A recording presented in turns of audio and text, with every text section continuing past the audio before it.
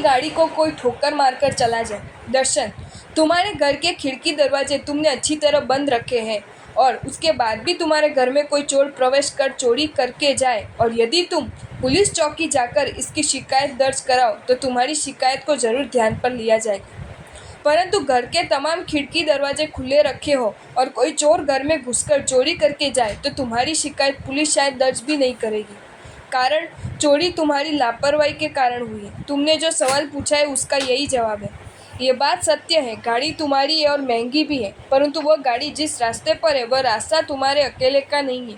उस रास्ते पर सिर्फ तुम्हारी गाड़ी नहीं चल रही है, सबके ड्राइवर अलग है, सबका ड्राइविंग अलग है। अपनी गाड़ी को संभालने की जिम्मेदारी सबकी खुद की है। इस स्थिति में तुम्हारी गाड़ी को कोई ठोकर मारकर जाए उसमें जिम्मेदार तुम स्वयं ही हो।